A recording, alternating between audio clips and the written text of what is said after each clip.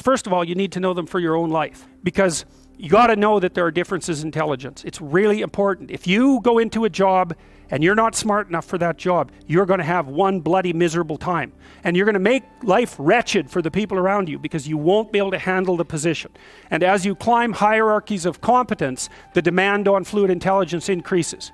And so, unless you want to fail, you don't put yourself in over your head. Well, what's over your head? Well, that's a tricky thing to figure out. I mean, you have to figure that out with intelligence, you have to figure it out with conscientiousness, you have to figure it out with creativity, you have to figure out with stress tolerance, with agreeableness, because you want to go into a cooperative environment and not a competitive one if you're agreeable.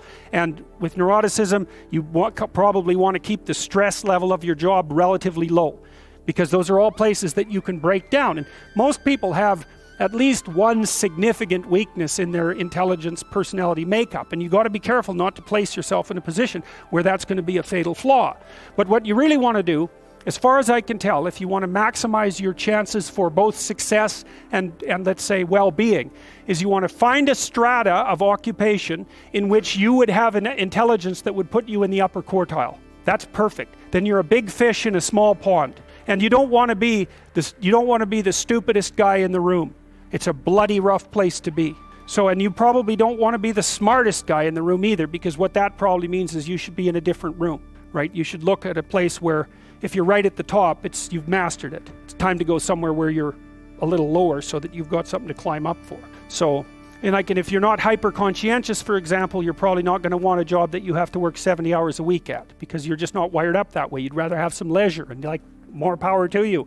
If that's how you're wired up, there's nothing wrong with having some leisure. But if you're someone who can't stand sitting around doing nothing ever, then maybe you can go into a job that's going to require you to work 75 hours a week. And almost all jobs that are at the top of complex dominance hierarchies require very high intelligence and insane levels of conscientiousness, as well, generally speaking, as pretty damn high levels of stress tolerance, because that can knock you out too, because there's going to be sharp fluctuations in your career, generally speaking, at the higher levels of a structure, and you have to make very complicated decisions, often with very short time horizons. So you have to decide if that's what you want. So, okay, so how smart do you have to be different things in life? Well, if you have an IQ of 116 to 130, which is 85th percentile and above, so it's one person in 8 up to one person in 8 to one person in 20, then you can be a attorney, a research analyst, an editor, an advertising manager, a chemist, an engineer, an executive manager, etc. Now, that's not the high end for IQ, by the way. That it can go up. Well, it can go up indefinitely, although there's fewer and fewer people as it goes up. So if you want to be the best at what you're doing, bar none, then having an IQ of above 145 is a necessity, and maybe you're pushing 160 in some situations, and maybe that's making you one person in 10,000 or even one person in 100,000. And then also, to really be good at it, you probably have to be reasonably stress tolerant and also somewhat conscientious. So people, and you think, well, why is it that smart people are at the top of dominance hierarchies? And the answer to that, in part, is because they get there first, right? I mean, everything's a race, roughly speaking. And the faster you are, the more likely you are to be at the forefront of the pack. And intelligence, in large part, is speed. That's not all of it is. So if you're moving towards something difficult rapidly, the faster people are going to get there first. So IQ of 110 to 115. So that's 85th to 73rd to 85th percentile. Copywriter, accountant, manager, sales analyst, general manager, purchasing agent, registered nurse, sales account executive. If you look at universities, the smartest people they're above this. Who are the smartest people at university? What do you think? Mathematicians, physicists and mathematicians, right. I could tell you who's on the other end, but I won't. Anyways, okay. Going down now 103 to 108 is slightly above average, right? 60th to 70th percentile. Store manager, bookkeeper, credit clerk, lab tester, general sales, telephone sales, accounting clerk, computer operator, customer service rep, technician, clerk, typist. So you see, at this level, people have some technical skill and some ability to deal with complex things. Okay, that's dead average. 100 is average. Dispatcher in a general office, police patrol officer, receptionist, cashier, general clerical, inside sales clerk, meter reader, printer, teller, data entry, electrical helper. 95th to 98. Machinist, food department manager, quality control checker, security guard, unskilled labor, maintenance, arc welder, die setter, mechanic. Good IQ range for relatively qualified tradespeople. 87 to 93. Messenger, factory production worker, assembler, food service worker, nurse's aide, warehouseman, custodian, janitor, material handler, packer. Now, what you're starting to see is that as you move down the hierarchy, the jobs get simpler, they're more likely to be assigned by other people, or they're repetitive. Because what IQ predicts to some degree is how rapidly you can learn something, but once you've learned it, it doesn't predict necessarily how well you do at it. And so the more repetitive jobs people with lower IQs are more suited to more repetitive jobs. Under 87, is there something? Well, no, right. That's a big problem. And it's something our society has not addressed at all. Jobs for people with IQs of less than 85 are very, very rare. So what the hell are those people supposed to do? It's 15% of the population. What are they supposed to do?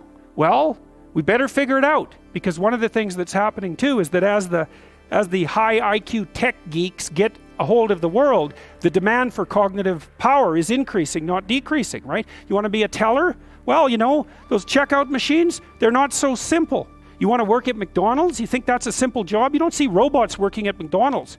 And the reason for that is that what McDonald's workers do is too complex for robots to do. So this is a discussion that no one wants to have, but that's okay. It's still a problem, and it has to be dealt with.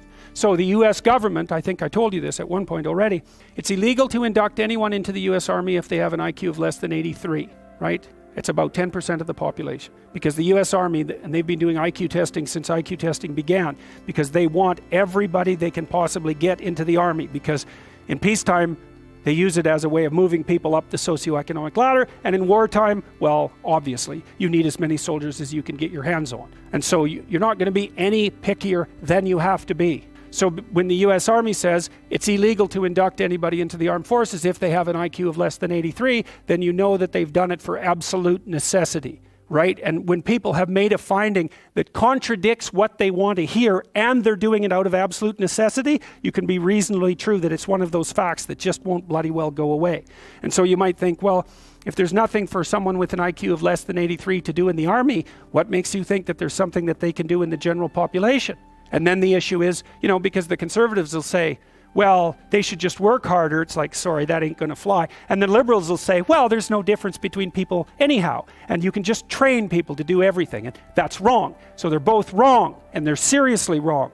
And the fact that neither side of the political perspective will take a good, cold, hard look at this problem means that we're going to increasingly have a structural problem in our societies, because we're complexifying everything so rapidly that you can't find employment unless you're intelligent. You guys are really going to face this, you know. Lawyers are disappearing like mad. And the reason for that is, you can look it up online. Increasingly, you can do things yourself if you're smart. And so, like, the working class people have been wiped out pretty nicely over the last 30 years by automation and various other things.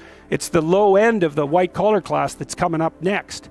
So I'm not saying that lawyers are in the low end, but low-end lawyers are in the low end of the white-collar class. So there's still going to be plenty of positions for people who are creative and fast on their feet and super smart. In fact, those people are going to have all the money, and that's already happening to a great degree.